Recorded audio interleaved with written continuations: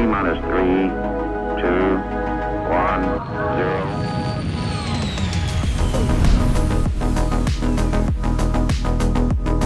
0. Welcome back, my friends, space nerds. Good to see you. We are back for another week of Space Nerd Chatter.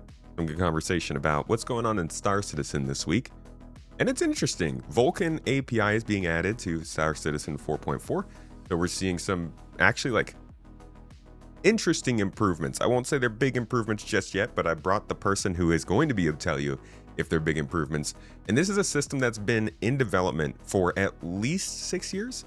I've heard them talk about it as early as 2017, but really it kicked off in a big way in 2021.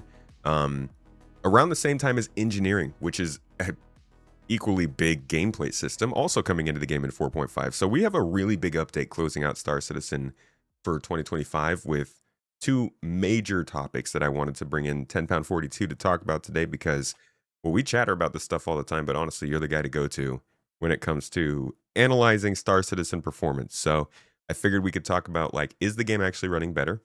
Are we headed in the good direction when it comes to performance, and how engineering is affecting the game so far? Thank you for joining me today, dude. How are you? I'm good, thank you. Yeah, it's a fun one. This is for anybody who's been waiting for performance changes and things. This is good times, good news. There's obviously the Vulkan stuff, but then there's tons of graphics changes in the menu, which make it a very fun time for testing. So I'm currently madly busy trying to get some visual comparisons between all the different settings and everything. So lots of fun things to go on, but I mean, I'll do a spoiler alert. This isn't like suddenly performance is amazing. That's the spoiler for probably what we're going to talk about. But it's not like, wow, it's fixed. It's not fixed, and it's only really looking at one half of the performance conundrum, so to speak. Really, the GPU side of things. But anyway, we'll get to that in a minute. So it's not quite the Doom 2016 Vulkan adaptation we're all looking for. No. So Ali Brown, I was streaming the other day. Ali Brown came in and answered a load of questions. There's a Reddit thread somebody put up with all the key bits. But one of the things we asked him was, are we expecting any kind of difference in performance, like it to be better or worse than DX11? And he basically said, they're expecting it to be about the same. Like they're not. The key thing, I mean, maybe we'll say this at the start. When they first started working on the Gen 12 renderer and all that sort of stuff they talked about ages ago, and Vulkan, one of the problems in the game engine was the render thread could have been, in some areas of the game, it was a bottleneck. Yeah. That hasn't been an issue for a long time now. And so all the rendering stuff has not really been the problem. It's just the CPU, the main thread, the kind of physics stuff, all that. Basically, the game engine trying to churn through loads of stuff to get you each frame. And so the GPU side of things hasn't, unless you're playing at higher resolutions or on weaker cards, you're typically not GPU bottlenecked. And so the render stuff, what they're doing by making Vulkan kind of multi-threaded, because this is the first version where the multi-threaded optimization stuff has come in. Mm-hmm. That's good because it means that the Vulkan work is then split across different cores, but it wasn't really the renderer that was the problem. And so it's still the CPU stuff that's the problem. And so, yeah, I know for a long time, and a while ago at least, people were thinking, oh, Vulkan is going to do something for performance, like, say, Doom. There's examples of games where the renderer, when they switch to Vulkan, suddenly things look loads better.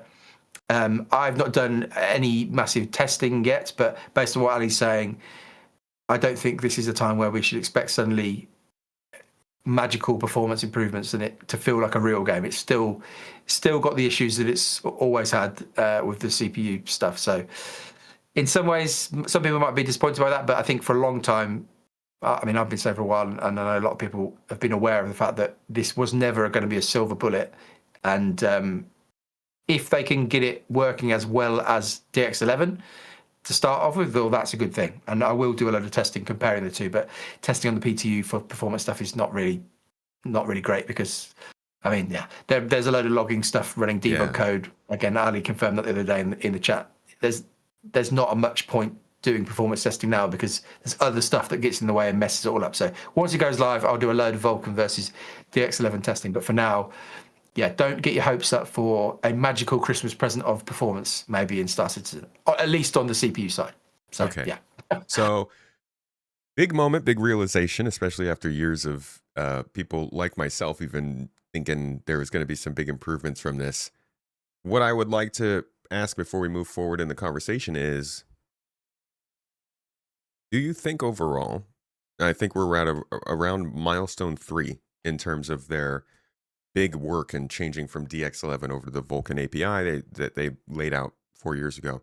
Do you think that the changeover overall, not including maybe graphics and shader optimizations they've been making elsewhere, do you think that just the work they've been doing to make this Vulkan changeover happen has led to noticeable improvements over that long amount of time?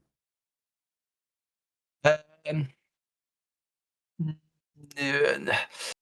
I'll say overall, no, but it can depend. So at various points over the last few years, whilst we've had Vulkan, I've been doing tests of Vulkan versus DX11, testing them directly against each other in different patches.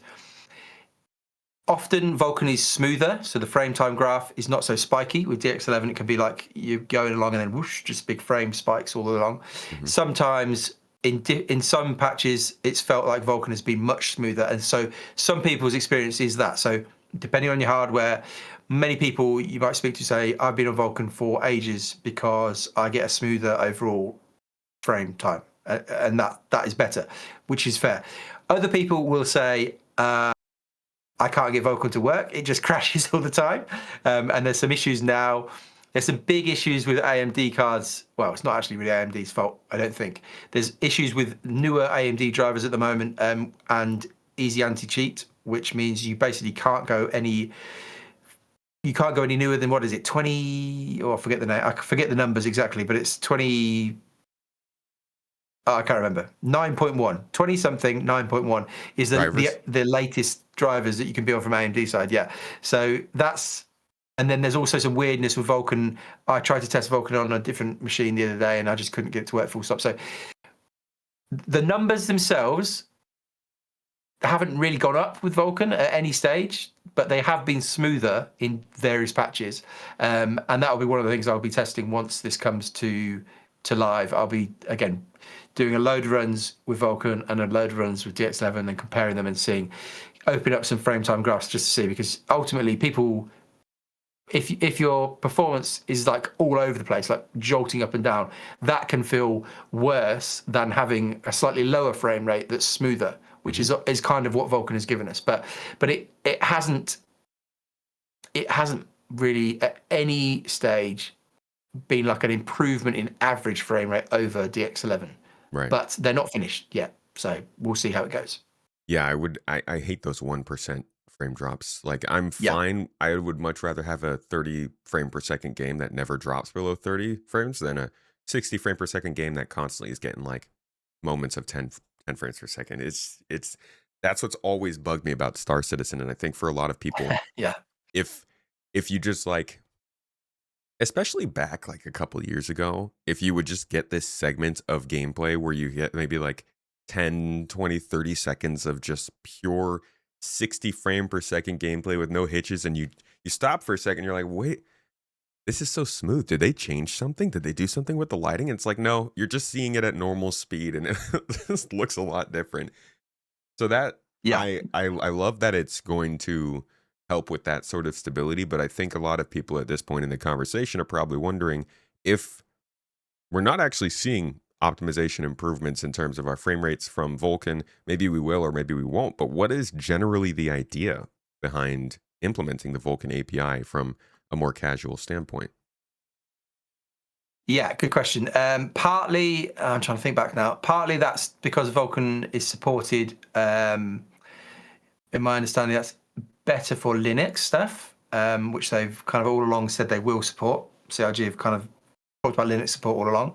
So off the top of my head, understanding is Vulkan is a much better option for Linux. I've done one Linux video, but I'm by no means an expert. But there are people out there, the Linux user group, the LUG thing, which is you can find on Reddit and everything. Amazing. Get yourself up and running on Linux with Star Citizen. And there's also other tech that they will be able to implement when they're running on Vulkan. So one of the things Ali said when he was on stream the other day is that, I'll just bring it up so I don't butcher what he said. He said that the plan is to stick with Vulkan by default for 4.5, although he said that's not 100% confirmed, like they've not 100% decided that yet. But then they'd look to drop DX11 on the following major release. So whether that, I don't think a major release would be like 4.5.1, but maybe the next major release might be 4.6, for instance. So they would then drop DX11. They wouldn't then be supporting that graphics API. And then past that, they then can build other things on top of what they're doing with Vulkan.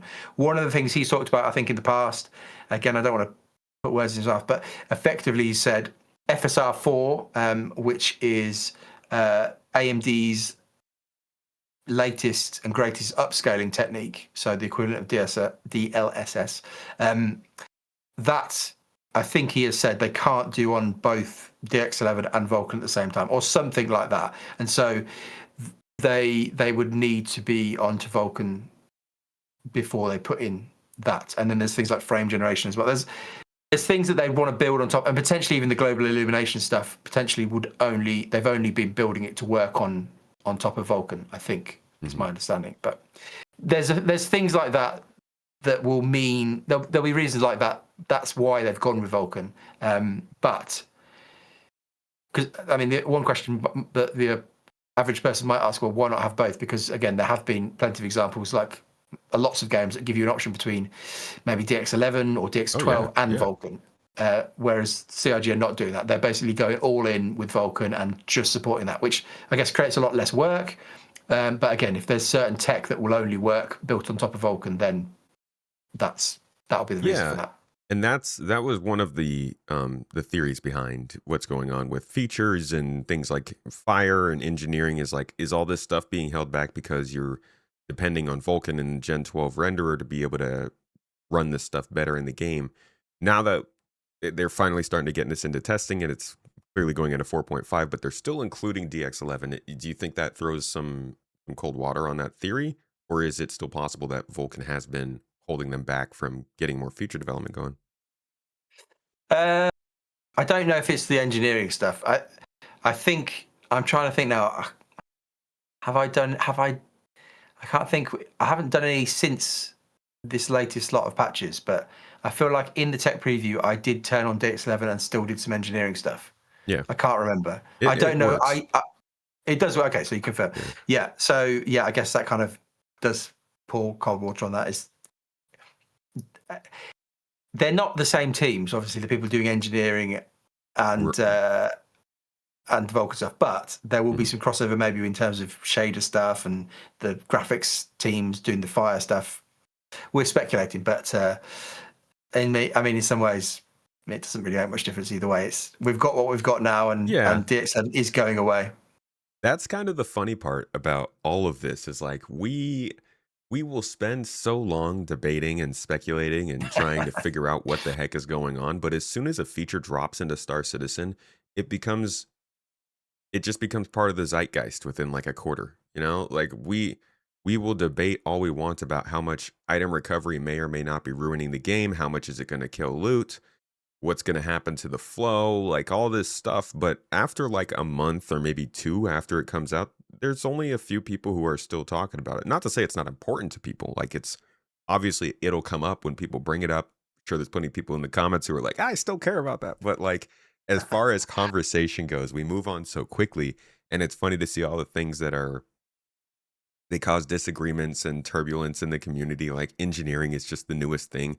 And it's funny to look back, in 1 year, how are we going to look at the conversation surrounding engineering? It's not going to be about, oh, this shouldn't be in the game anymore. It's going to be about, how do we use it? And at the end of the day, that it just adds a funny layer to the whole open development thing. Like we want to change the game, but how much does everybody really care about these small things? Yes, it's a good point. And I suppose the interesting kind of thing around it is would we care about any of these things if the game itself was really good and playable, and would we just all be playing the game? We're still in that place really where the game's development is kind of, for a lot of us, what we're following along with rather than playing the game all the time. And so, and in a year like this where they've they've basically shut down video production stuff, apart from selling ships, it leaves a gap, I think, in the air. And so people in the community will talk about all sorts of things because there's nothing else to talk about. Like, it's always the most exciting thing or the most kind of controversial thing will rise to the top, and then there'll be Reddit posts about it, and then it'll get kind of flamed up, and Spectrum will talk about it. I mean, we've obviously had weapon kits over the last week, and now engineering is taken over as the big thing. And we've had flight blaze in the past. We've had all sorts of controversies. Like Jared What's the next one? saying, what's the next controversy? The next controversy, I'll look into my crystal ball and tell you it will be, well, the next controversy probably will be something around Squadron if Squadron gets delayed. Oh my That's probably the big one. So I mean, we can throw guesses around like that, but depending on what their plans are, let's save this. We shouldn't talk about this yet because we'll get way off topic talking about Squadron. We'll get back to that. I do want to talk about next controversy because just looking at some of the feature development going on, I think we've got some possibilities in the beginning of next year. Wasn't the tech needed for fire to render is being asked by a supporter in our live supporter chat.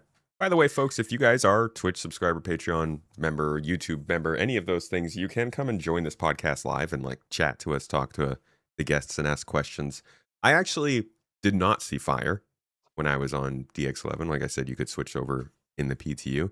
So maybe, but I don't know. I feel like I don't see fire on Vulkan either right now.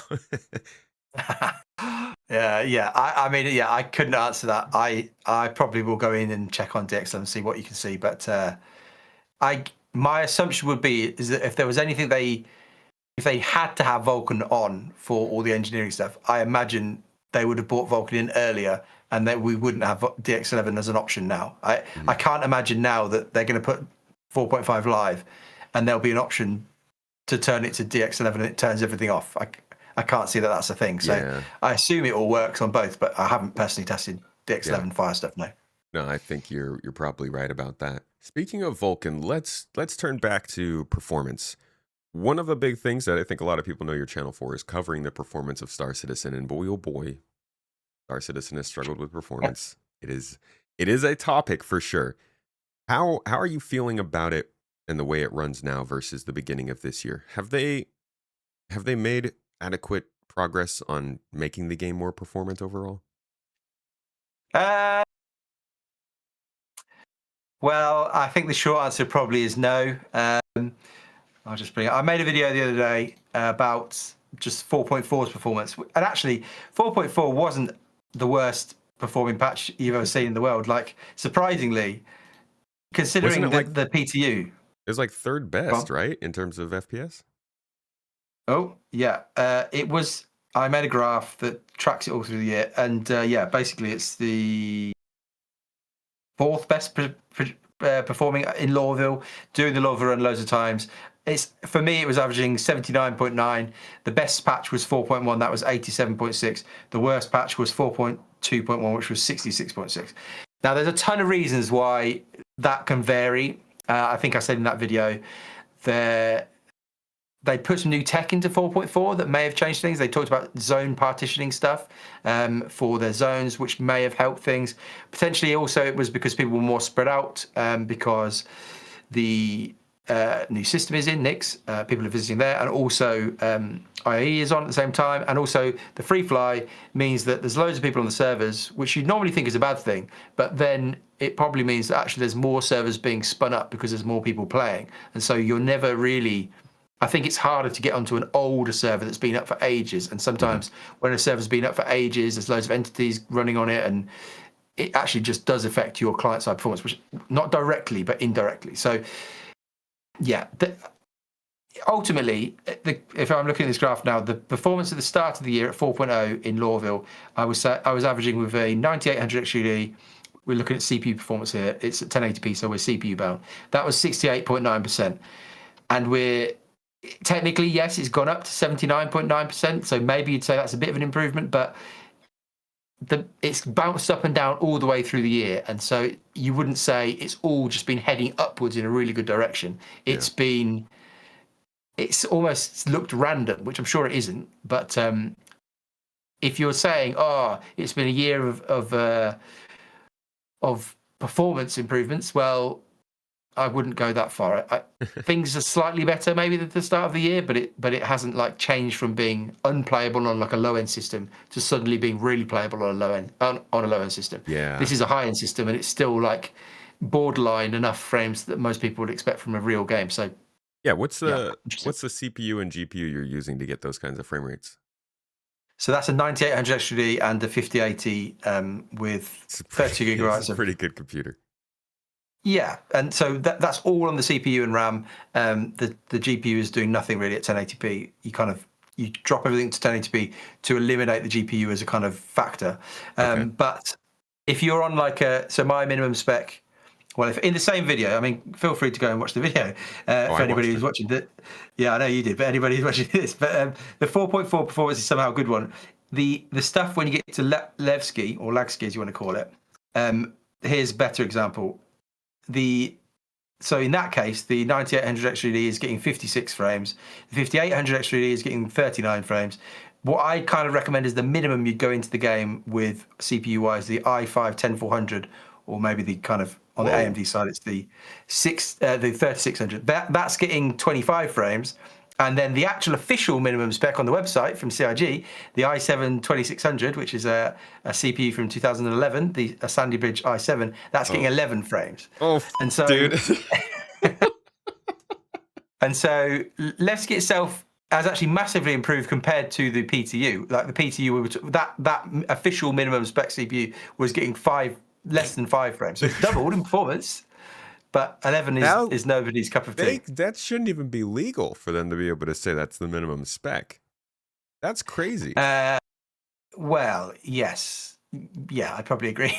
I mean, Ali again was in a stream not that long ago, and he said they're aware that it does probably need to change. That wasn't a confirmation that he would do it, but he isn't necessarily the guy for the CPU side. He's more the GPU guy. So he's the person for all the GPU bound stuff. But CPU is by far the biggest problem in the game. You cannot tell someone that they can run a game with the specific hardware, and then when they jump into the game and they're like, I'm getting 5 frames per second, they're like, but the game's running.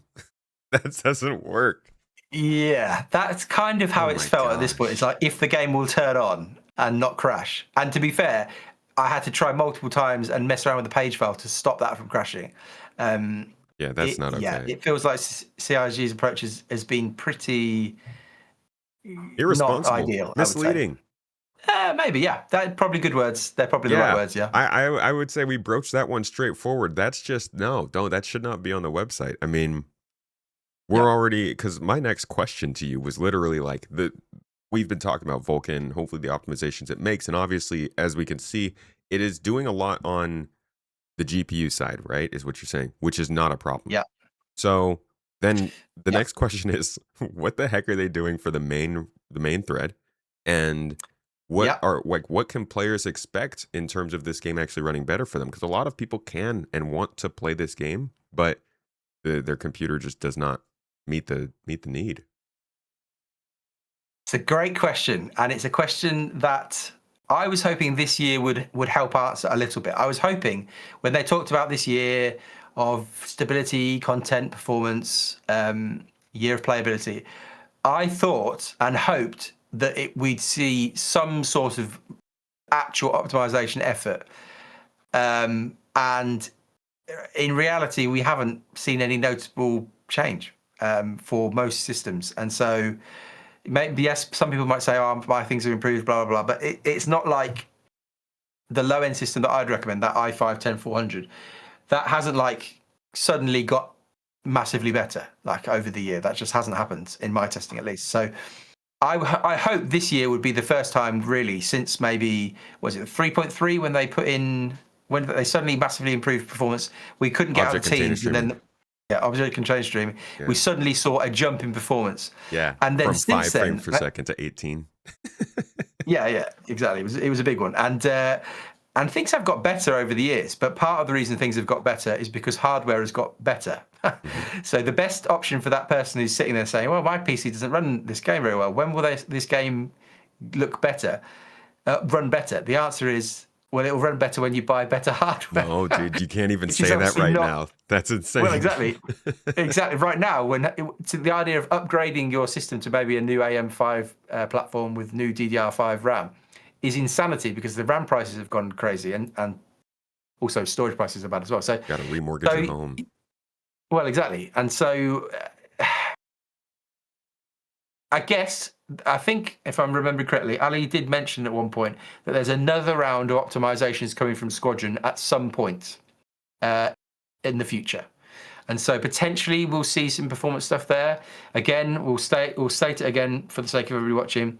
You have to remember that their focus is performance, in terms of performance stuff, is for Squadron, I think, at this point. So they do a load of work on Squadron, and then it moves itself across to Star Citizen. And so that's what's happened here with this load of Vulkan updates and the graphics changes in the menu. Stuff they've done for Squadron has now finally, after about a year basically, come across to Star Citizen. And so there'll be more stuff like that come across as Squadron gets closer to release.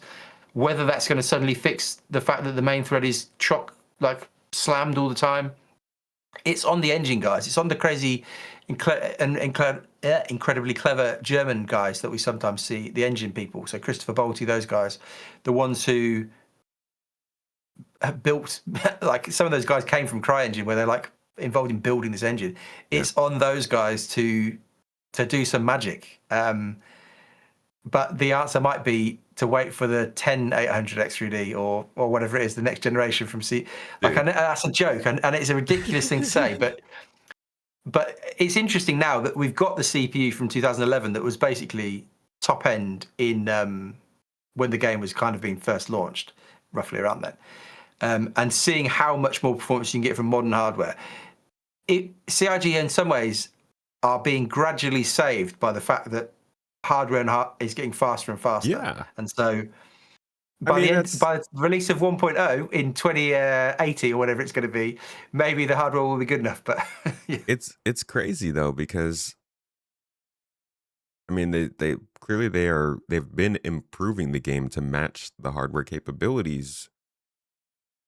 But on the GPU side for sure, yeah. Yeah, but this is a CPU problem, and I think that they need to get out ahead of this if they want to have the right messaging out there, because a lot of people think that not only from the fact that the Vulkan API and the things that they talked about it were focused on optimization over the time that they've shared where they were headed, but also after this year saying that it was a year of playability, we've obviously seen a lot of playability improvements, from the stability of the servers to the stability of our clients. The FPS has gone up and down, but ultimately it's running better than it was pre-server meshing. Content is better, more NPCs, more missions, storylines, all that stuff is getting better. But there are a couple of things that are really standing out. The fact that some of the big features like engineering and some of the other things they mentioned like quantum travel and hacking are still just very, very basic. The fact that they mentioned that performance was part of this playability push, and that is not really in a good place right now.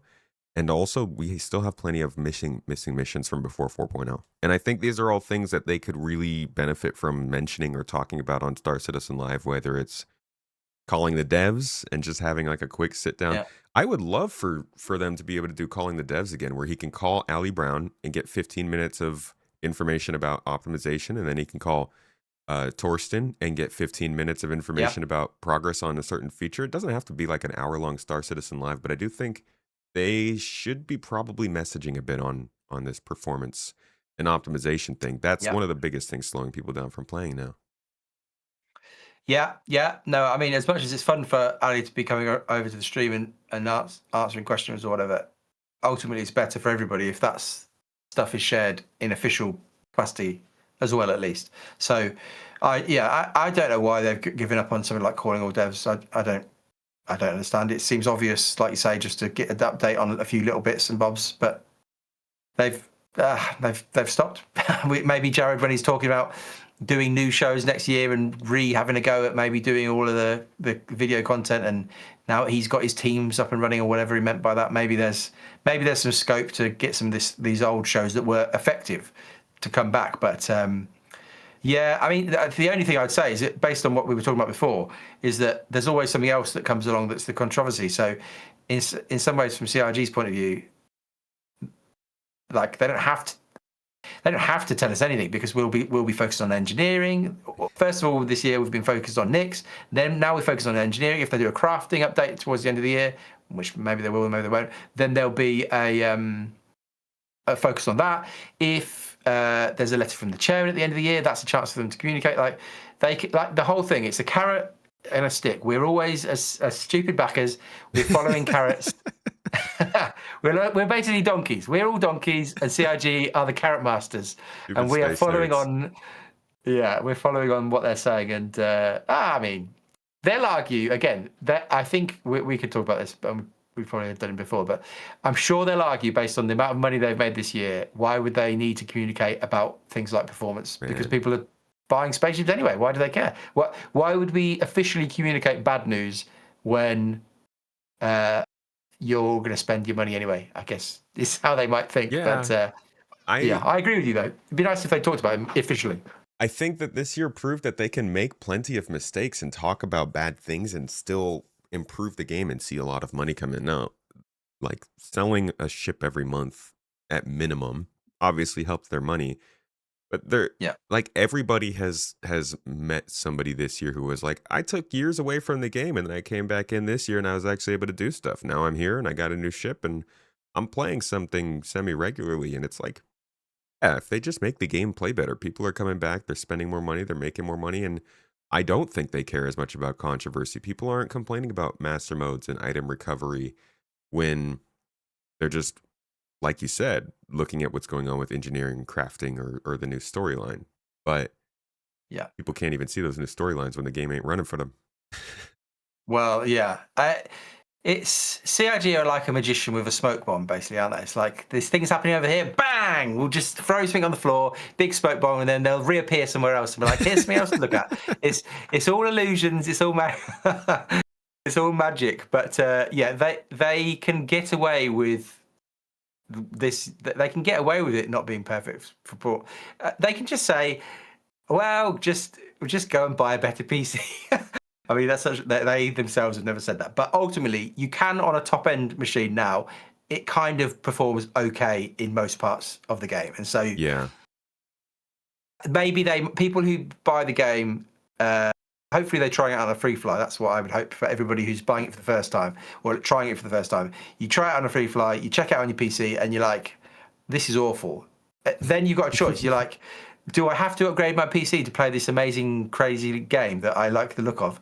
Or do you say, well, I'm just going to wait for it to get better? And some people will upgrade their PC because they like the look of spaceships. And Yeah, it's a sliding scale for everybody. I mean, yeah, you should definitely try a free fly, see if the game even runs. It's certainly gotten better, and it runs on more computers. Like on the computer I have, it runs better now than it did a few years ago. So it's getting there. But I do think that there's a very serious jump in optimization they need to make, not just to prove that this game is democratized, for lack of a better word, like it's getting out to more people and they're spreading it out to a wider community, but also just to like, optimization is a very hot topic in gaming right now. From the way that people have been misusing Unreal Engine and getting a little bit lazier with optimization practices, to just the fact that like AAA games, we were talking before this episode about like, oh, are we reaching AAA standards in performance? Which obviously we're not. But at the same time, like a lot of AAA games release pretty bad these days. So I think that they could do themselves a real service if they are able to showcase such an impressive game and then also showcase, hey, we built our own engine. We optimized this. This can run on hardware you wouldn't expect. That's something big to say now. Yeah. I don't know if we'll ever get the joke is always, can it run on like a fridge or something like that? Or like the thing they've got going for them actually is that it goes the other way, where it's like it becomes this generation's Crisis, which so Crisis as a game where it's like incredibly hard to run, that for some reason having a badly running game becomes a badge of honor, and so they're like, this game's crazy. Can you run Star Citizen? Like, can you even get any? It bizarrely becomes a good thing that the game runs badly, and people are like, whoa, can you run? Can you run Crisis? It's a weird thing, but this will make your computer look like shit. Exactly, yeah. The thing they've got though, that they can always fall back on is they can say, it's alpha, it's early access. Right. This isn't. We're not meant to be doing it. And again, people watching this, many people will be like, they'll be screaming, "It's not time for optimization." And I think generally we would agree with you. Like, there's so much stuff that still needs to come in to the engine that this isn't the time when you don't generally optimize at this stage of development. It's obviously a bit weird because this game, as well as being alpha and being a early access game, is also a live service game where they're expecting people to play and pay money on ships regularly. So. Yeah, it's complicated, but they can always point to the fact that what are you expecting? You signed up, you knew it said whatever it's. What does it even say now? I don't even know what the disclaimers are saying, but it's alpha or pre-alpha or early access. That we know when we sign up that it's not finished, and so we maybe shouldn't expect. Expecting me to read those? Well, exactly. I can't even remember what it says now, but yeah, I don't. They can just point to that fact. It's like, well, it's not optimized yet. We will do it at some point. Yeah. And we have to say, okay, all right, we'll trust you. It's they can get away with it because I think they can get away with it because the scope of the game is so crazy, and the things like today I had to go engineering, like flying around, doing some stuff. Still, after 12, 13 years or whatever, there's still moments when you're just playing the game generally like, this is crazy what I'm doing in this game. Like, there's nothing else that really does this to this scale or level of fidelity. The scope of the game is so crazy that you can kind of sometimes forgive the poor performance because you're like, well, of course it doesn't run that well. What they're doing is nuts. Like, what the game can do is nuts. Why would it work? You wouldn't expect it to be running as well as like Doom or something like that. The game is so much more complex and more fidelitous or whatever. I don't even know. More fidelity. There's more fidelity gameplay. Exactly. All the things. Yeah. All the words, all the crisp words, and you like. In the hands. Okay, well, I'll forgive the bad performance. Yeah. Oh, love you, buddy. Yeah, the performance is that's an ongoing conversation. I'm sure we'll be talking about this again in a few months, hopefully with something better to report. But for now, the 4.5 improvements aren't necessarily going to make your game run a ton better. But hopefully they at least give the people more opportunity to optimize in other ways. I'm trying to what's the good news of Vulkan coming in for the casual player?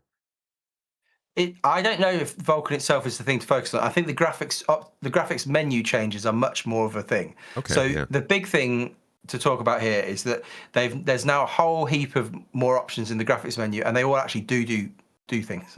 They do things, and so there's now settings from low to ultra. There's visual difference between them. That's why I'm in the middle of doing a lot of testing to try and come up with a video that shows you all the differences.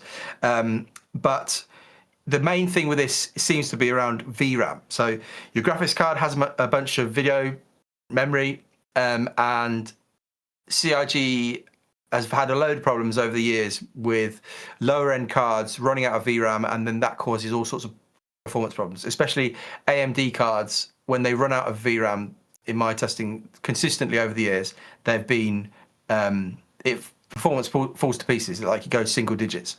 Okay. Now, most of the time that isn't such a big problem because AMD cards actually come with more VRAM, because maybe AMD knows this sort of thing can happen. So they're loaded up with more VRAM, which is handy.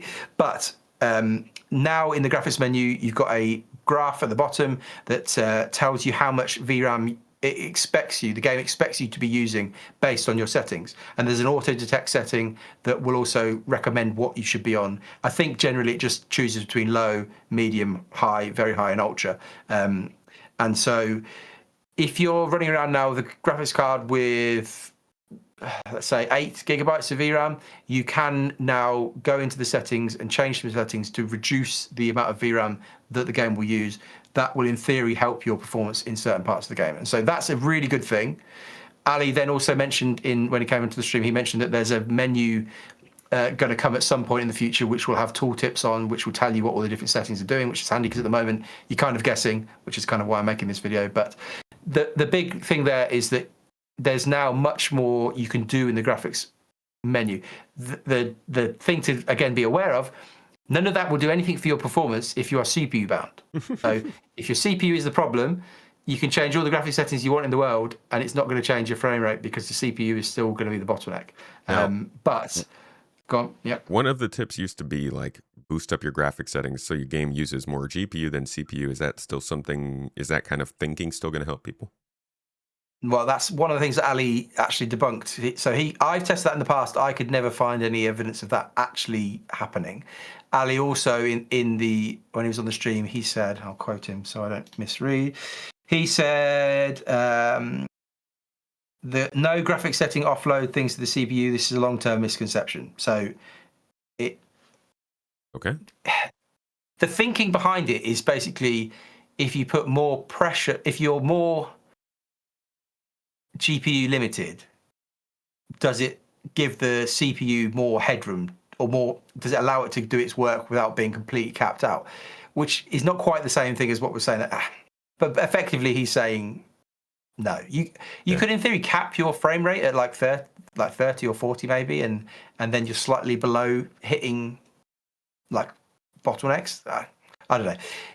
Effectively, he's saying no. He's saying there's no real point doing that. But all right. You can now at least try. You can go into the menu and try. The ultra settings are crazy. The VRAM numbers are very high, and he said the ultra settings are basically what they use for their cinematic stuff when they're doing that in the engine. And he was saying they're targeted at cards with 20 gigabytes of VRAM upwards. Jesus. So, there's not many of those, and they're really all quite expensive. But my 5080 has only got 16 gigabytes of VRAM. When I put that on Ultra, I think it's the view distance setting on Ultra. I then immediately get a load of frames, kind of judders and spikes. So there's stuff to play around with if you want. But I think for your average person who doesn't really care too much, you just probably want to do it on auto detect. But again, I will make a video which shows you the difference, because there is now some visual quality differences between some of them that change how the game looks. And so there'll probably be a sweet spot where you've got certain settings on certain things and certain settings on other things, and you'll be not using too much VRAM. There's a lot of testing to do. This is one of those obvious additions that I think is going to be remembered in the Star Citizen history. There will be a group of people who are like, I remember when we couldn't even change our graphic settings and understand what was going on. It's like the people who I remember before you could buy ships in game, before you had an inventory, before there was a selection menu. Now it's like, I remember when like you couldn't even understand what your game was doing graphically. It's nice that this is being added. It's good. We'll have that. And the new menu will be a big thing when we can actually have a little hover thing which tells us what each setting is doing. That will be, again, I assume that's coming from, I would assume, he didn't say this, but I'd assume that's coming from Squadron, that they'll be working on that sort of stuff, updating the visuals and making it all look nice for Squadron, and some quality of life improvements. I assume at some point that will come from Squadron, but that will be big. That'll be Definitely. big. All right, man, let's talk about engineering. This is the other side of 4.5. Really, 4.5 is a pretty big update, actually. Like it's got the engineering, it's got the Vulkan API, it's got the multi-threading support somewhat. It's also got physicalized helmets, which is a big one we're not going to really get into today, but is also a long-term goal. Engineering is, I'm in my mind, when I look at the way that Star Citizen is formatted and how it's being released, server meshing is like quintessential back-end tech. It is the most important. It touches everything. I put engineering on the same level of importance from the gameplay perspective. What's your view on the significance of engineering? Do you think it's necessary for Star Citizen to be Star Citizen? You think it's like going to change this into a game that people don't want to play, that maybe they were originally interested in? Oh, that's a good question. I mean, what did Torsten say in the IRC? He said something like it defines, it's the definition of Star Citizen. So in CIRG's words, it kind of is the cornerstone of the game. And if you've been around for a while, the idea of multi-crew has always been a big thing, and really the driver behind that has for a long time been engineering, the idea of engineering at least. I'd argue it's probably the biggest thing they've put into the game, feature-wise, probably ever. Is that fair to say? Probably is. But the question is, does it change? Does it change everything? Again, so far, based on what I've tested, it tweaks everything, probably. It tweaks the experience for everybody and every ship. It doesn't change, as in, it's not like we're now swimming around. It's not like the game has changed from being a space sim to being a swimming simulator. Like, it's still, the game is still the same game. But it's so hard to tell because, I mean, I think we've talked about this on a previous podcast where we were both saying, I'd be absolutely shocked if this comes any time this year. Like, I think we said we expected next year. We were wrong, but I still stand by the fact that I'm absolutely shocked that they've thrown it in like that. Not thrown it in, that they pushed it this hard, because I just think there's so much. It is such a big, wide-reaching feature. It touches all ships, all balancing, all weapons, and clearly, if you've played this, for people who have played the PTU, which is now open to everybody, you'll be aware that it's not like it's perfect. It's not ready for 1. Let's say 1.0 was coming out. This is nowhere near ready for 1.0, where you're like, everybody should try Star Citizen. The balancing of it, everything about it. Some of the systems are broken, there's bugs. I mean, that's all fine, but they are still very much working out what to do with this. And so making a judgment based on how it plays like now is obviously not probably the right thing to do. What we can make a judgment on is what they said in that ISC, where they said their intention is to go. It was too much of a chore in their previous tests. Their intention is for it to not be as kind of. They didn't say it quite like this, but almost like as in your face as it was in the past. That's kind of what they phrased it like. And so we can basically look at what we have got in game, and we can look at what they've said, and they're not quite in the same place right now, but we just have to let them do the balancing work over the next. I think it's going to be at least 6 months. It might even be a year. It might be each patch kind of swings in one direction or swings another. The time to kill is too high, or the fire's too punishing, or this is working or this isn't working. It's such a kind of balancing act for what 200 ships in the game or whatever we've got. I know they've not all got full engineering yet. It's a crazy thing that they're trying to do, and they obviously made the decision that the best way to balance this is to get it out into live, and then we'll go from there. Like we said, we maybe expected them to leave it in the PTU for a while, or in tech previews for maybe half a year, and then bring it to live. They've obviously just done it in a different way. That's fine. Will that make the game bad for some people in the meantime? I think probably some people will not like how it's tuned at various points in the next 6 months. Some patches, people's ship for some reason might just like really quickly die, or they find it really hard to kill other ships in a different patch. Like, depending on how they balance it, what way they go, there'll be frustrations, I think, along the road. But as again Torsten said, this is not a feature that's going away. This isn't something that we've put in the game, and then if everybody cries about it, we're going to remove it. That's not what's happening here. This is fundamental to the game, and it always has been. It's now in the game. It wasn't in the game up until now, but the intention was always for this to be a fundamental part of the game. And if you don't like that, I guess you got to get used to it effectively. I find it very funny, the people who are like, CIG just created some gameplay and threw it in just to complicate things, and I'm like, this has got to be one of the longest running topics of conversation in Star Citizen. It's I think they probably could have done a little bit better on setting people's expectations for the fact this is going to be a thing, but it's hard to like fault CIG here for, like, the ships have obviously been built with spaces for new parts. The game itself has been built on this idea of wear and tear, whether it's from the actor status system to the weapons that you're using and that they can break down to the environmental impact of stuff. It's very, very clear that we're headed in this direction, and I feel for people who didn't know. But I Yeah. also think that there's like you should at least watch like the 1.0 presentations on these games so you don't get super caught Yeah. off guard by this stuff.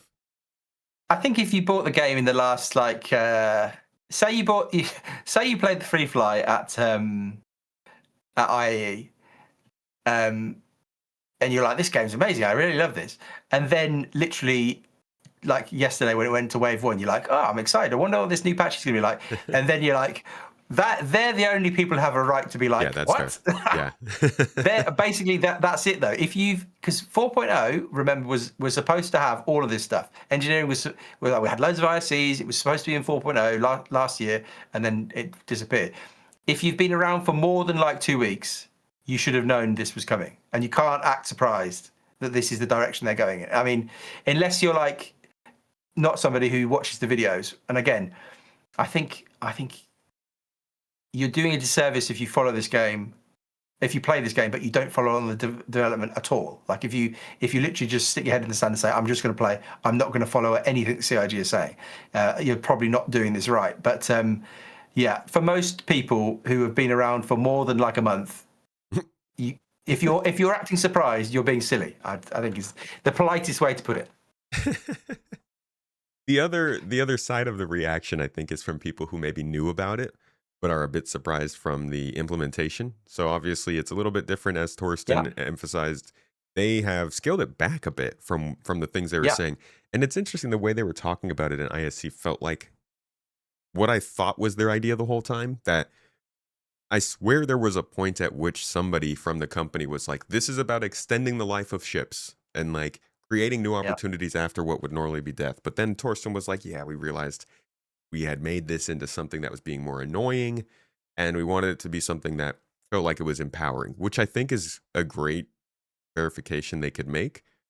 But I also think that it shows just how much it was easy to set expectations on this, not really knowing what to expect.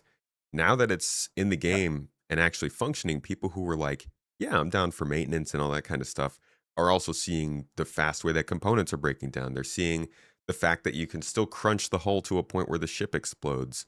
They're seeing the critical status of the power supply and realizing you can still explode. And I think it's the nuance that scares a lot of people and makes them feel a little uncertain. Do you think that, let's just tackle like one of those concerns. Do you think ships are going to be exploding a lot still with this system? Do you feel like CIG is going to pare that back and make sure that they're still meeting the expectations people have?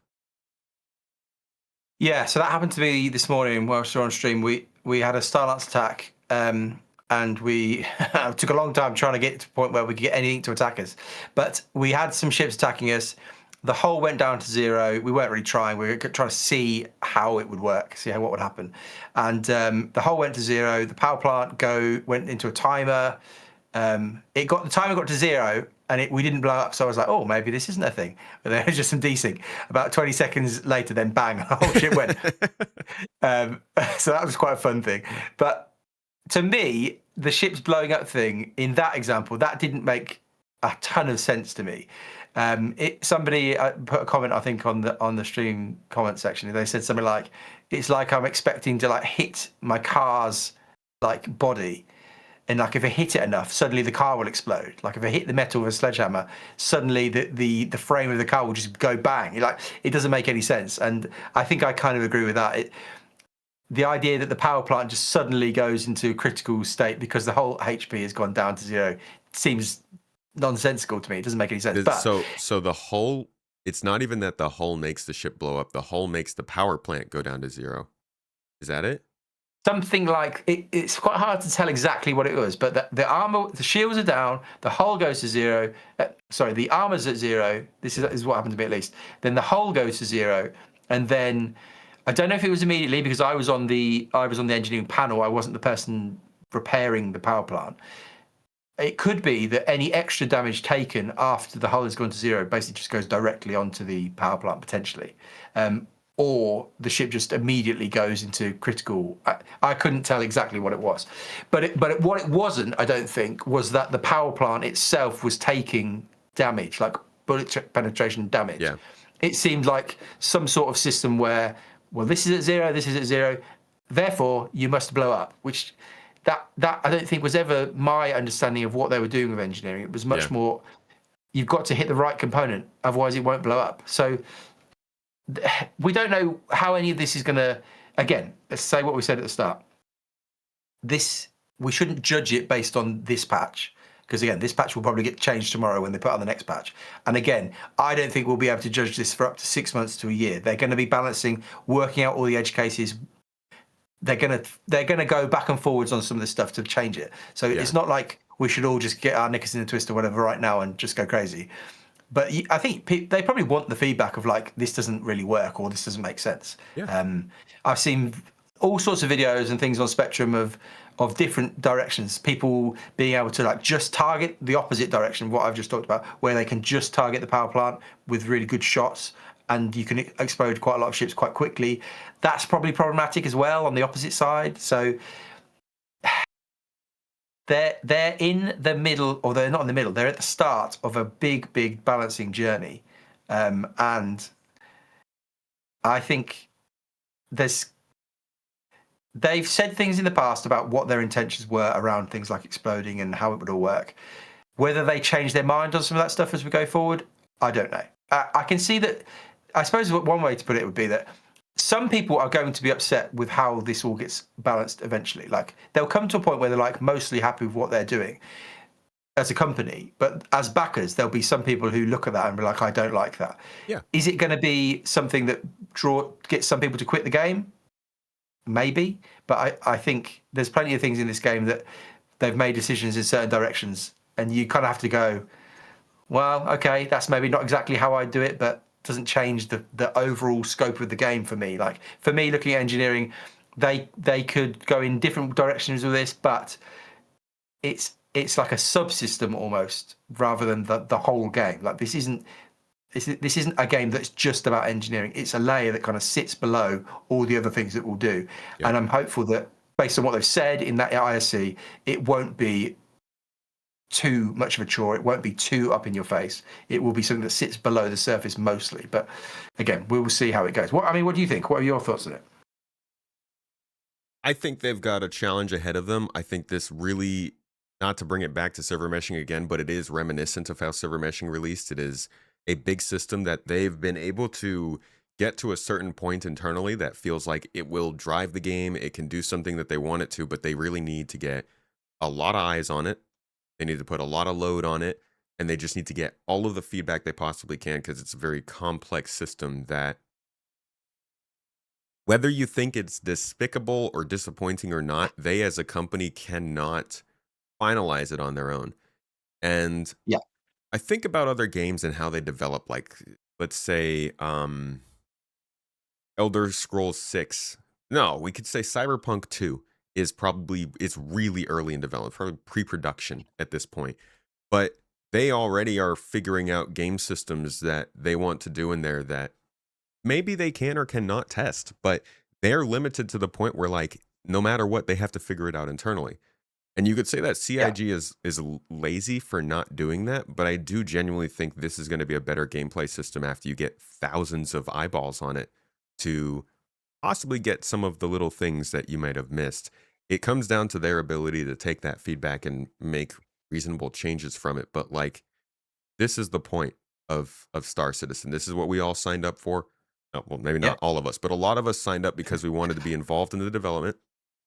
We watch the videos and the content because we want to know what's going on and be able to hear from the devs directly what they're doing. We peruse the Spectrum and Reddit and even these Discord servers, dealing with some of the brain rot that we also bring to the table so that we can have good discussions and, like, learn about this stuff. So I think that what they're doing with engineering makes sense. It's clearly very unfinished. It's undercooked. And it's going to need to go through a lot of balance, and it's going to mess up the game, just like server meshing did when it first came in. I think one of the things I was most scared of for the launch of this was that we would have ships that were using engineering, ships that weren't using engineering. Some ships have physicalized components, other ones don't even have that component in there, and suddenly you find yourself hopping onto different ships, and the first question you ask yourself is, do I have to worry about the ship catching on fire? Do I have to know where the components are here? Do I need to watch the power supplies? And throwing that on top of all the complications of getting ready for Star Citizen is going to be so annoying for these first couple quarters Yeah. with this system. So it's quintessential Star Citizen that we're doing it all together, and it's going to be frustrating in ways that many of the other systems that we've had. And the server meshing is only the thing I talk about, but like the cargo refactor messed people up for a while. Yeah. There was a topic of the year of, I don't want to move boxes myself. Where is the auto loading? And they still haven't figured that stuff out. But like, that was another moment. Another moment was when they brought in the freight elevators last year, and we had all those problems too, and culminating in the resource rush. Like, this isn't a new thing, but because engineering is such a big system, it's going to feel a lot more significant to people. So I agree Yeah. with you. I think it's going to be a rough time. I think it's going to take them a while to balance all this stuff out. I think that the best thing we can do is give very targeted feedback as a community on the things that matter to us. I think most people who are excited for engineering and looking forward to it want to see the time to kill go up, and Yeah. even turn into time to disable. But then there's also important questions that CIG needs to answer about, if ships are no longer exploding, then what is a kill in a bounty hunting mission?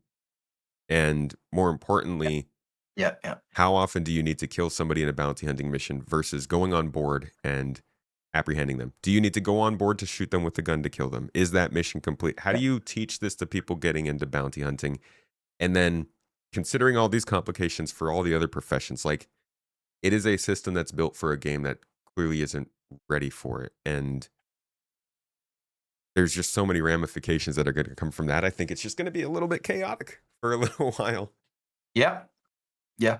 No, I completely agree. It's ah, it in some ways is going to go back to like patches from like a few years ago where it suddenly felt like the game was quite broken in some ways. Like, I mean, to be fair though, even the 4.4 patch with the whole I don't know much you saw of the fact that the AI were absolutely deadly in points, like Yeah. the spaceships and also the on ships, the on foot FPS guys were absolutely deadly, and so that what some people have loved that, but that was an actual full on bug that just made its way in to like the live playable now version of the game, so to speak.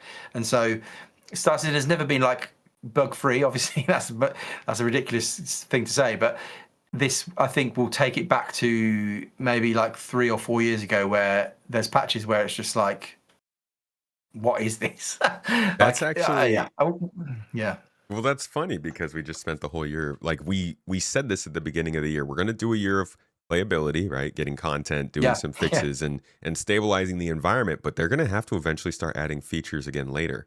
And their whole thing was yeah, like, well, we can do that in the tech preview so it doesn't destabilize live. But as we can see now, they need live. They need more people to yeah. test it. Tech preview can only get them so far. So we may very well be turning back to a more unstable time pre 4.1, would you say? 4.2?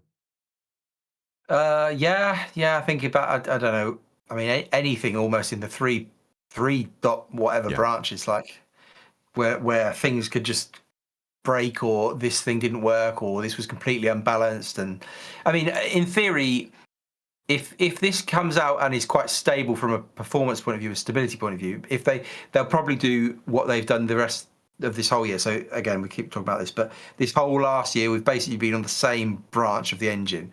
I imagine this new branch that we're on now with all the Vulkan stuff and with the graphics changes, we'll probably stay on that for a while. And so hopefully from a stability point of view, that would be fine. But we're more Yeah. talking like a game balance point of view, Yeah. where it could be like all over the shop as they try and balance engineering for all the ships. Yeah. Yeah, that's a good point.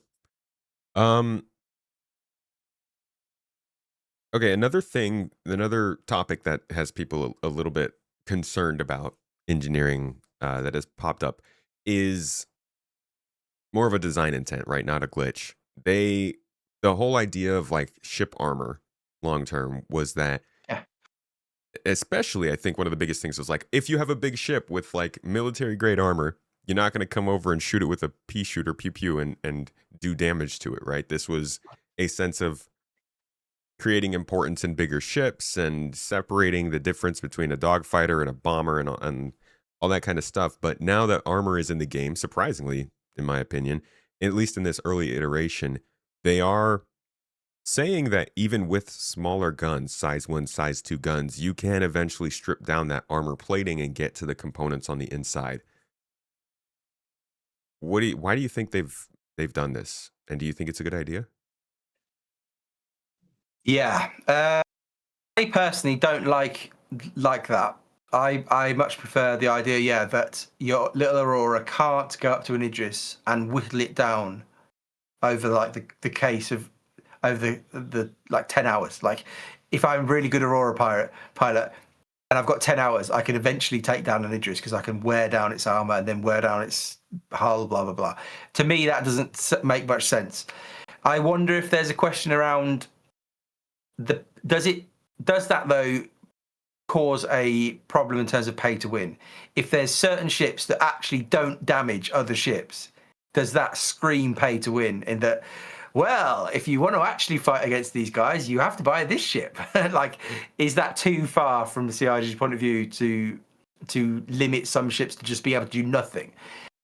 I though think the bigger question and the bigger thing that they should prioritize though is the balance between light fighters, medium, heavy, capital ships. Like that, there's still no sense of balance between those ships. Often people will fly the snub fighters because they're smallest, hardest to hit, most nimble, and again, eventually they'll be able to dance around the bigger targets, and the bigger targets won't hit them, and they'll eventually be able to wear them down because that's how it works.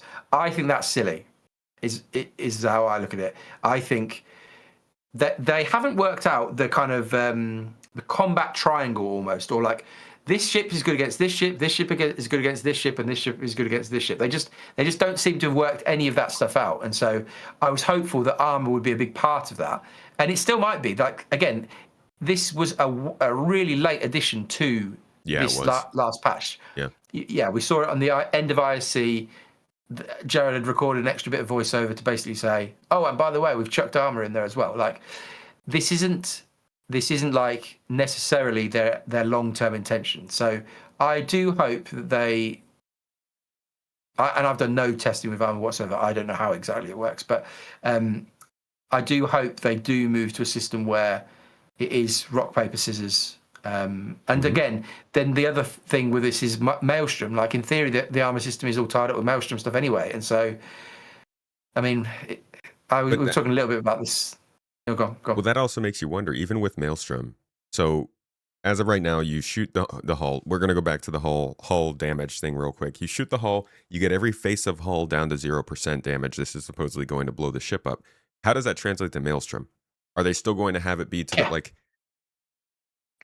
Is the ship blowing up a very important design intent for them, or is Maelstrom going to let us just strip away the ship hull until the point where it's not a ship anymore? I want to know what the possibility of end states for a spaceship are, and what are they doing to try and make it so that explosion is not a key one? Because Maelstrom's just another question. The thing that we were talking about, but somebody mentioned on stream, was like, is Maelstrom in the PU even realistic? Like, genuinely, like, if you're going to blow up a ship and there's going to be that many entities, like, is there a performance problems that would come with Maelstrom? We're going to see it in Squadron, but I assume from what we're going to see in Squadron that it's mainly like a visual effect. Like, we see ships blowing up in front of us and it looks really cool.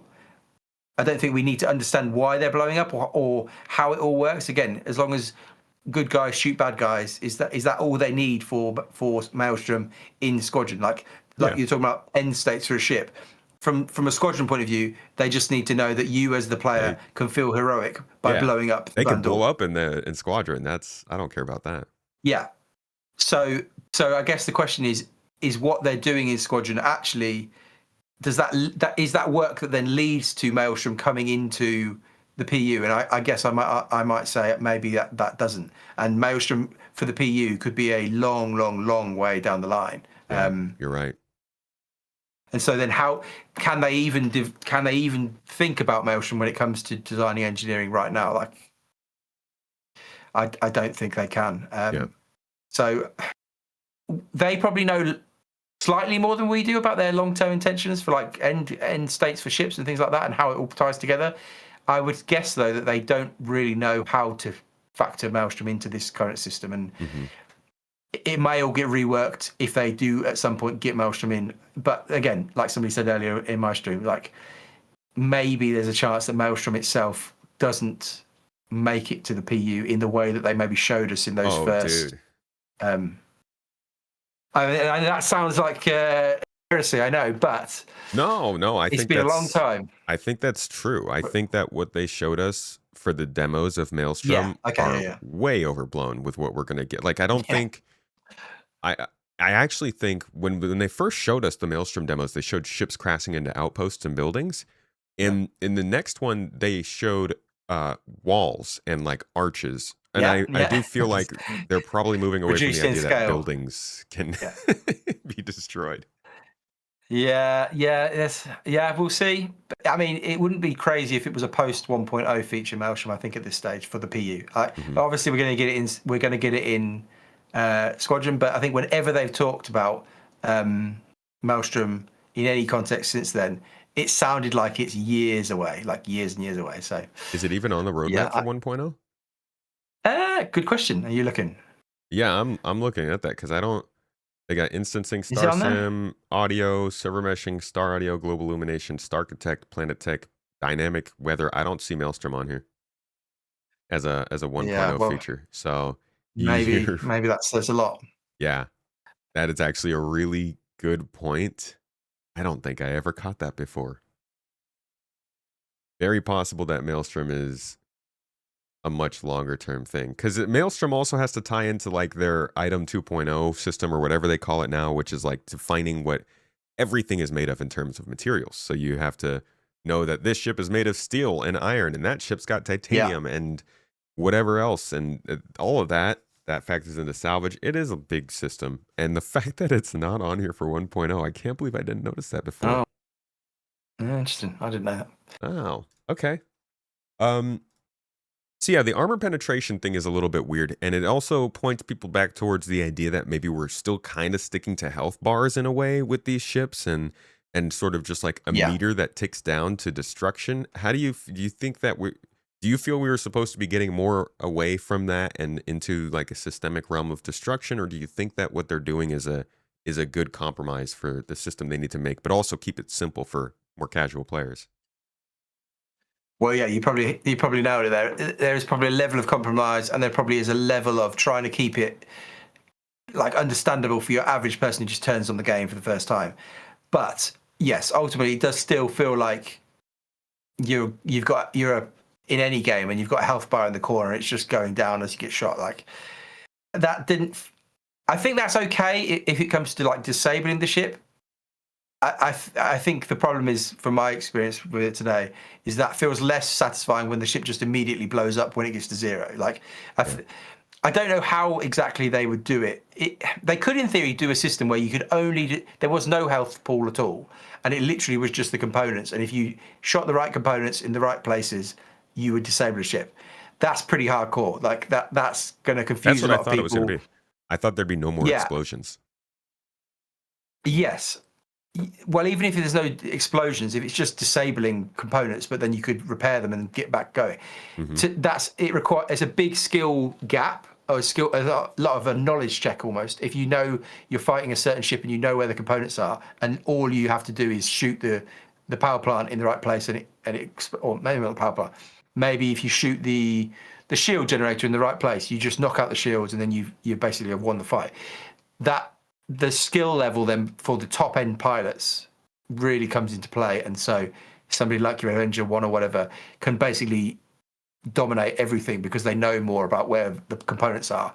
Whereas now, because there's a health pool, you've at least got to deplete some shield, some armor, some hull before you get to the point of We'll see, because at the moment the way it's balanced, you can do what we've just said. You can just target the shield, the power plant, and if you can hit it reliably, you can just explode you the whole can ship. I've look seen for them. videos. And the But thing is, I do appreciate that in order to kill someone via the hull, you do have to kill all faces of the hull. So like if I is think that the is that how it biggest works? Because all I could see was a number going down. I don't know if it's all. I've I I've just saw been led that to believe I'm there's a gonna bar. be doing more Okay. testing after this podcast, but I've been led to believe that basically you have to deplete the health of the hull. I think it says it on the guide they released. You have to deplete the health of the hull on every part of the ship. So every section that is Interesting. seen as something different has to reach red, and then once it does, the ship can be blown up.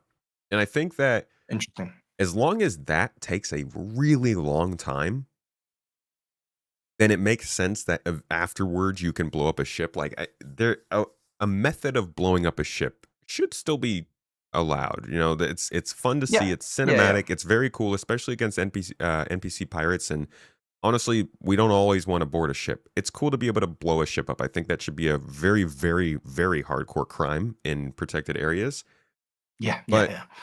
it should definitely be a kind of game where we're aiming to hit certain spots of the ship first. That makes sense. You work on your Yeah. shields and then you go for components. And I think a lot of people are in that boat. Like you said, it's just a matter of like having the time to save yourself and not just exploding. Yeah. Yeah. Yeah. I think a lot of people have now watched more kind of realistic sci-fi things like The Expanse, where it's like bullet penetration is a thing, and if it's more real, as in, I think maybe when the game was first being promoted, the idea of it being more kind of spectacular and Star Warsy from a sci-fi point of view, just explosions everywhere, kind of made sense. But I do think there is a general kind of now hope that it will be slightly more grounded in survivability, like you're saying.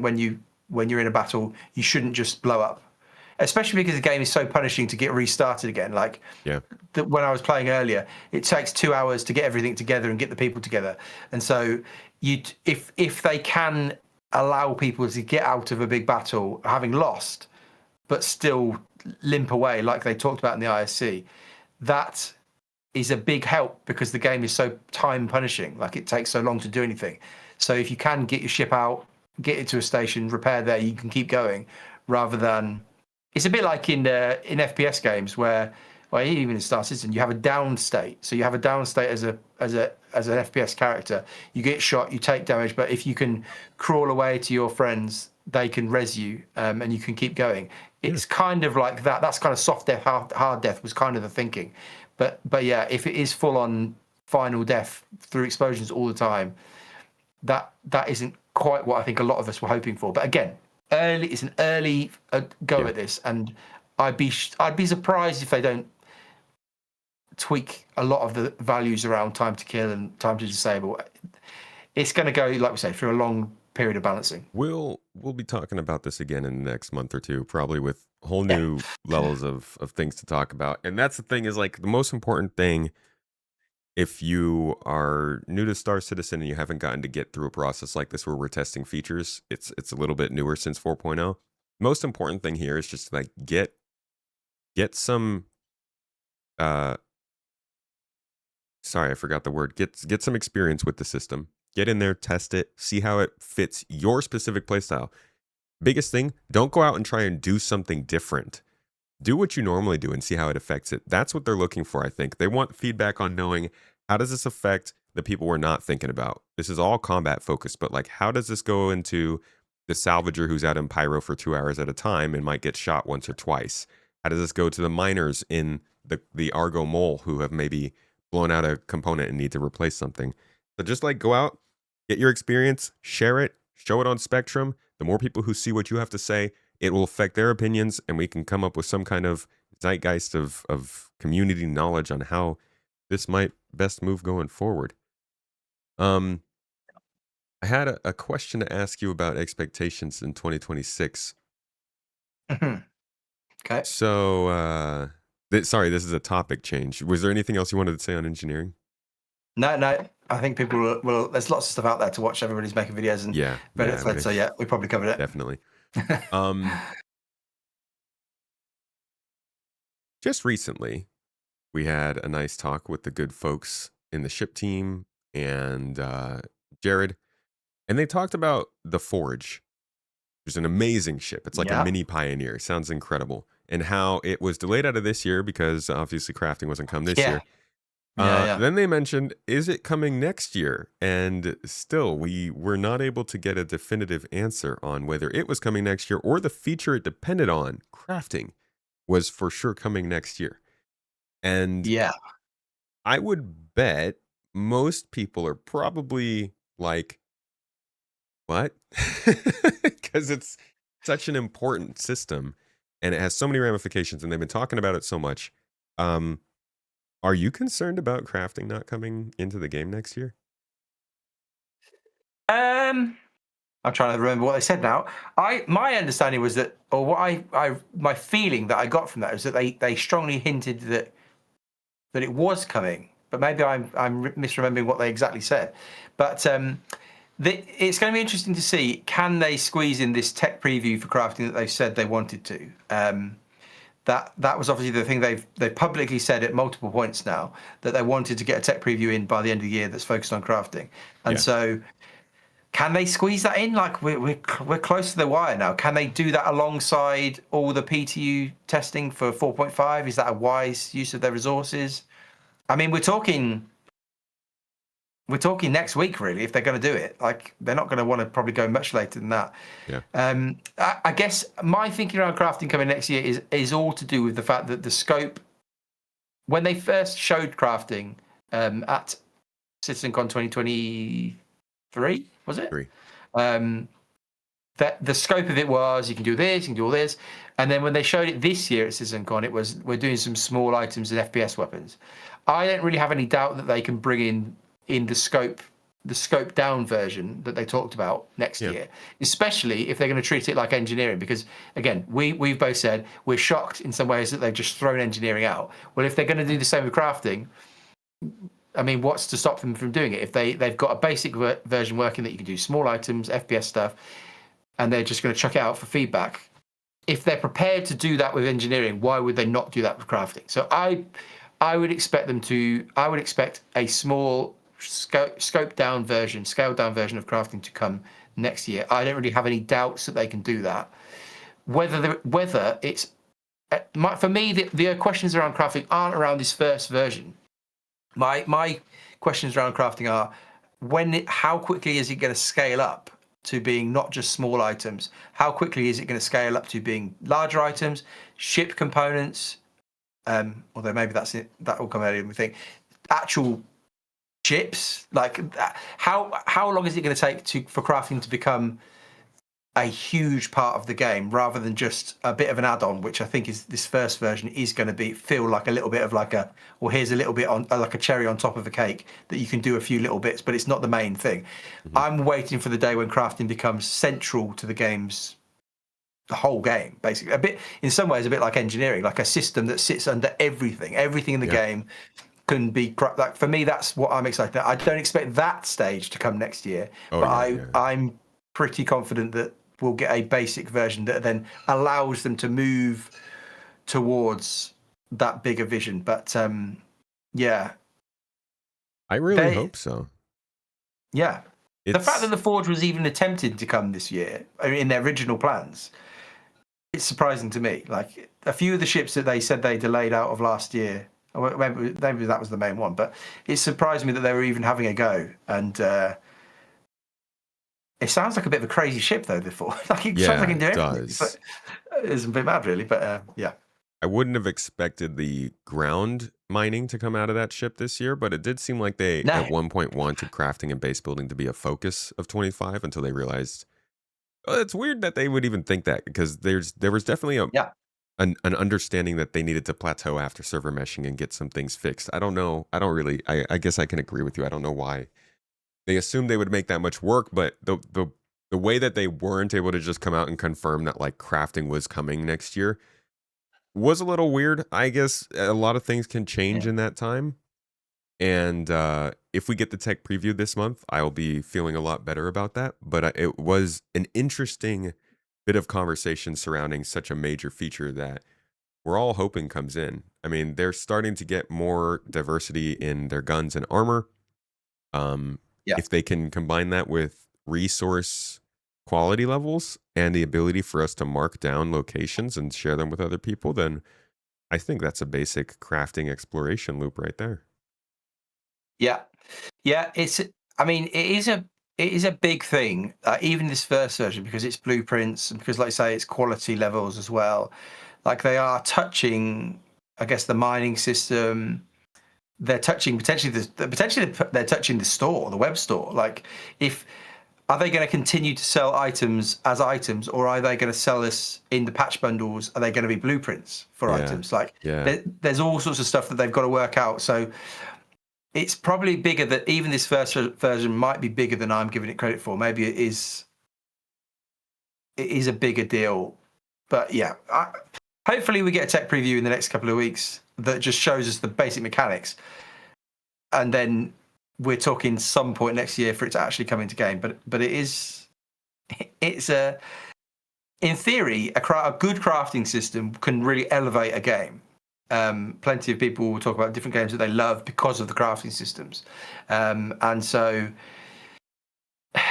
again, it will be like engineering where they probably need to tweak back and forth, balancing. Like, again, if they're going to try and give us the ability to craft all sorts of things in the game, we're talking thousands of, I think they've already mentioned something like thousands of blueprints or something like that. How are they balancing the recipes for all that? Like, some of these balancing jobs are crazy because the game's so big and the scope's so big. So, yeah, we will see how we go crafting. But I'm hopeful for next year. I wasn't, but then I think after that CitizenCon, when they said basically it's quite a small, the first version is going to be quite small, I started to feel more confident that we'll actually probably get that fairly soon. But I hope so. I hope so. How do you think? How do you feel about features overall? Do you think that we're returning to that kind of pre 4.0 features are being added more regularly kind of thing? Because this past year has been boring for the folks who are interested in the game moving forward. Yeah. I mean, there's been hints, hasn't there? So obviously there was a few bits of CitizenCon where they kind of, at the end, Chris hinted at next year being a year where they were going to put a load of stuff in. Rich Tara said a load of stuff that is coming very, very soon, things like that. Jared in that ISL, said there's going to be more feature stuff next year, which is risky for him to say when he says things like that, because he said that before. Yeah. But it sounds as though, whether they've heard the community, I don't know. That would be an interesting thing. Have they heard the community's disappointment? Well, they said they don't necessarily tell us why they're making their decisions, but yeah, you'd think they maybe have heard everybody saying, "Well, this is fine, but where's the progress towards 1.0?" Maybe they've heard. I mean, you could even even Jared made that comment about people wanting the video content to come back. Right? Yeah. Well, yeah. So they are aware of what we're thinking, maybe as a community, and wanting that stuff. But yeah, this year, in some ways, towards the end of the year, feels quite positive because of CitizenCon, and then we went into engineering and blah blah blah, Nix and everything suddenly comes. The end of the year, the memory of the year, in some ways, defined by the month that are towards the end of the year, for me at least. As in, I think, I'm now looking back thinking, it kind of feels like it's been quite a good year. But it's quite easy to forget that for large parts of this year, the content was the only stuff coming out. The ships and the patches with the gameplay content were the only things happening. And it felt like no progress was being made towards 1.0. Whereas now that we've got engineering coming, it suddenly feels like, the train is moving a bit. The hope is that next year, the whole year through, the train keeps moving and we keep picking up steam. But it's still, I think, a lot is dependent on Squadron and how and when that comes through the year. Does it come next year? Like, can that get out of the way so that there can be a bit more of a boost of devs and focus from the company on the PU? Like, until they tell us what they're doing with Squadron, I think next year is still quite up in the air in terms of how well it will go and what it will be like. But we'll see. We will see. That's going to be an interesting. God, we could have a whole podcast episode about Squadron, and that's a heck. Well, I've got. There's a few of us when I was streaming the other day and today again. how much of a chance do you think? Get on. You put your money on this. How much of a chance is there that they suddenly do something at the Game Awards, which is like a few days from now? I've been They saying suddenly go for a bang. while that is the big moment they could have is Yeah, like kick off your marketing campaign for Squadron at the Game Awards. That would be huge, but yeah, I think it's risky this year because Exodus is doing something they've confirmed. I would guess that Rockstar is probably doing something, and there's likely a couple other games. Exodus is really the one to look out for since it's another single player space game. They could do it, yeah, and I think it'd make a huge bang. It could possibly steal the show, but at the same time, that's super expensive, and you could probably do yeah, a few other less crazy things that get just as much attention for less money. yeah. I think the only thing I think about it is that it's really it in some ways is the biggest thing they could do Yeah, in terms of promotion. And this is, if they are going to do it next year, they have to do it at this year's Game Awards. As in, they're not going to release like past December 2026. As in, they can't launch the game's marketing at the next year's Game Awards if it's coming out in 2026. And so, yeah, yeah, part of me thinks if they're going to do it, if they are going to do it, if it's actually coming in 2026, this is the time. But part of me also thinks I think they still are not sure if they're going to hit the 2026 deadline, yep, and so they cannot possibly get yep, up on a stage and say it's yep. coming here when they don't actually know if they're going to hit it. Yeah, they can't embarrass themselves like that. um, yeah, I think they could also probably pull off a Summer Games Fest marketing stunt, Yeah, there are other things they could do. Yeah, but it's getting iffy because they've got their own time mm, crunch. They've got Grand Theft Auto to think about, which I know a lot of people are going to say it doesn't matter. It's only on console. It's a media event. still, It still makes a yeah, difference. still They've matters. got that to think about. Yeah, Exodus is coming out next year. There's that to think about. Um, and then just in general, like Star Citizen also has to be in a pretty good place by the time Squadron comes out. So there's so yeah, much stuff to consider in terms of this launch, and we are at this point. yeah.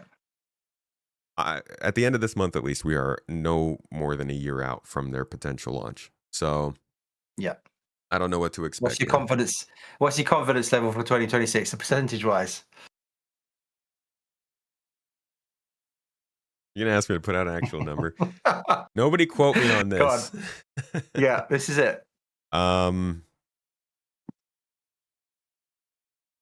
I want to say I'm sitting somewhere between like a 60 and 70%. Yeah, I think I'd maybe go 50 to 60. Yeah, I think there's still a good chance it comes next year, but there's a Yeah, good chance it doesn't. I think it could yeah, go either way at this point. yeah. Yeah, It's not great to have that level of confidence less than a year out from the potential launch, but I think what I can say is like I feel more confident about it being a good experience. It might be campy, it yeah, might be a little cheesy. We need to yeah, see yeah, more of the writing and the way the characters play out. But in like the presentation, the cinematic value, the absolute sci-fi moistness that it creates, it's all very good. Um, yeah, which I feel better about than I did 2 years ago. But now it's like, okay, is it going to actually launch? Can you guys optimize this? Can you get it into a good position to yeah, release? We'll see. yeah. The stuff the content they've put in the PU this year, surely for most people has increased their confidence that Squadron will be quite good. Yes. Like Yes. the set pieces, the levels, the Onyx stuff. Surely most people are looking at that thinking, oh, well, actually, They can that's a actually good put sign for some, Squadron. yeah, the game environments actually are pretty interesting. And we know that they don't have all Yeah, yeah, the environmental impacts of it. So, yeah, I think they can put together that stuff. But there's also that sense of like, who's really leading their game design, their gameplay design stuff? Like, do they have good industry veterans that are in here in installing good practices and like a cohesive experience, or is it yeah, a lot of different quests that they know how to make just because like that's basic game design stuff, excuse me. Those they're like yeah, they're big questions and they're important questions, but I don't think we're going to know until launch or close to it. yeah. It's going to be fun. It's going to be a fun year. Oh god, I'm so yeah, it's going to be interesting. Let's finish this up with a new tradition we've been starting with the podcast here, where I am getting some big Yeah. takes, hot takes from everybody who comes in, and we'll see them over time, see what is going on. Now, your last was about a month Oh yeah, ago. I said it's about Squadron, wasn't it? Yeah, it was about Yeah, you Squadron said Squadron being 42 pushed. marketing begins in the beginning of 2026. Did you want to update that? Did you want to stick with that? Or did you want to put in a new prediction today to follow up on later? Let's leave that one in. Okay. Let's leave that one in, and let's make up a crazy one. Let's say that I'm tempted to go with two.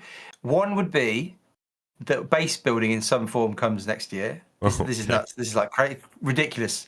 The other would be that Castra sneaks in the same way that Nyx has snuck in at the end of next year.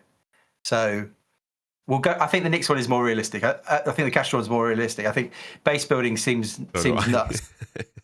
That's insane. So let's say that throughout the year they get Nyx in the way that they've said. They've add the little bits, and then they also do a similar drop with Castra to how they've dropped in Nyx, where we maybe get Castra light. Let's call it Castra light towards the end of next year. I can see that.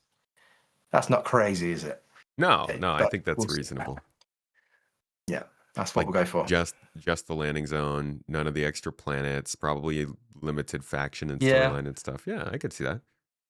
Yeah, and maybe, but it depending on how they do the planet tech. Maybe it's all of the planets. Like maybe the planets all of it is. But yeah, and maybe the big landing zone. But yeah, it still remains to be seen, because I mean, you could argue that they've not finished off.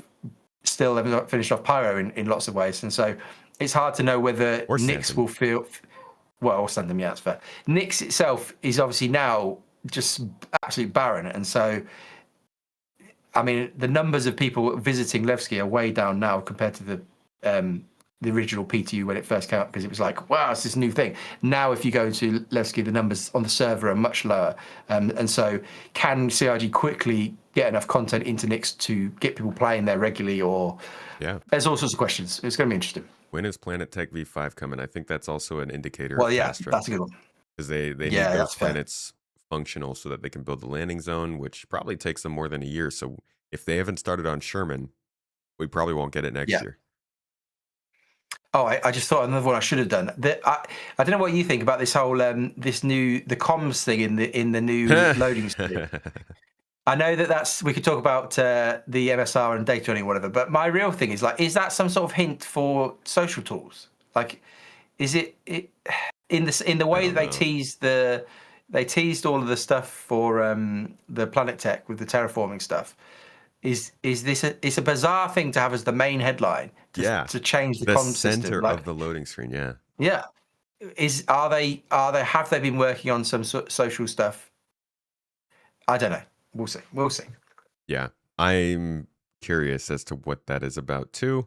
I guess props to whoever is making those, because it's clearly got us thinking and talking. And I just I don't know. I can't imagine that they're that close to getting social tools to us without saying anything about them. I would love for that to be the case, but I really don't want to get my hopes up. It's like, I think everybody can see, though, that the content that they're bringing in, like the stuff they're focusing on, up until this point, you could argue that everything in this game was like solo ready, or at least like maybe one or two people you could do.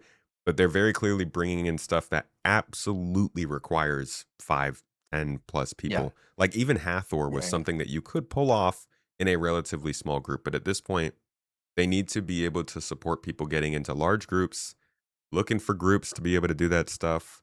And you know, and then the fact that a block option is now in the 4.5 PTU, maybe they are making progress on it. Maybe there's something. Yeah, I mean, even the engineering stuff, you need to be on comms, really. You like, oh heck yeah, there's no way to do it without it. So yeah, maybe they've been working on their own version of Discord called Star. What would they call it? Star Talk or something. I don't know. Yeah, Star Comms. It's funny. I had mentioned, like, yeah, even in the engineering guide, they literally say on there, Communication between the captain, engineer, and pilot is paramount and important. And I posted that to Twitter, and I'm like, cool, maybe we could get a real comm system. And the amount of people who came back and they were like, it's called Discord. Not getting Wow. that it's more than just being able to talk to other people. It's like we need tier comms. We need the ability to that's it, isn't it? communicate with other people in the game that we don't know, like looking for group. There's a lot of stuff that they could do to help folks. And Discord is great, but I think Yeah. they have to get it done next year in some way. Yeah. In an ideal world, they won't ever do this, but in an ideal world, if they could force everybody to use fully in-game comms, that does improve. I mean, that won't happen because people will always use Discord. But if you could actually get people mainly using in-game comms to hail each other, to talk to each other through in-game purposes, it does elevate the game experience quite a lot.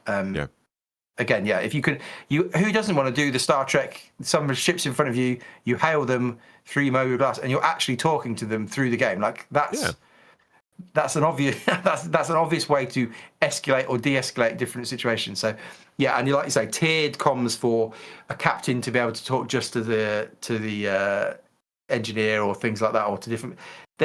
If they can pull off their own audio system that's like Discord but in game, which they talked about a while back. They did talk about that sort of thing ages ago. Like, I'm talking ages ago. Back when Spectrum was coming. That would be good, but it's a weird thing to put on a loading screen if there's nothing coming with comms. I think is absolutely the way I look at it. Like, it's too bizarre to have on there. It can't just be a law thing. It can't just be we're changing the law. Like, no, definitely it's got not. To be more than that. It's like it's either a very weird out of left field notification that something's going on with data running, which would be even weirder, or it's something about social tools and stuff coming up, which seems more likely. Either way, they're both very exciting and pretty consequential things to mention, so we'll see where that goes. Yep. All right, man. Good talk, dude. It's engineering and Vulkan. I realized like halfway through this, we could do an entire episode about engineering. We did not touch on a lot of the stuff that we could talk about here, folks. But like 10 Pound said, there's a lot of content around there. It's videos going out about it. I'm going to be putting something out about it this weekend. I'm sure you'll be talking more about it on your own streams. So I hope you guys enjoyed this talk, got some information and new insight out of it. Maybe it got your brain jogging. Leave your comments and criticisms and all of the things that you think down below in the comments. I'm telling you, CIG wants to know what people think of engineering. They want to know how to balance it and how to work it into our gameplay and not make it the most annoying thing ever. So let them know. Before you go, 10 Pound, could you let the folks know where they might be able to find more of your content covering this stuff? Yeah, TenPoundFortyTwo on YouTube.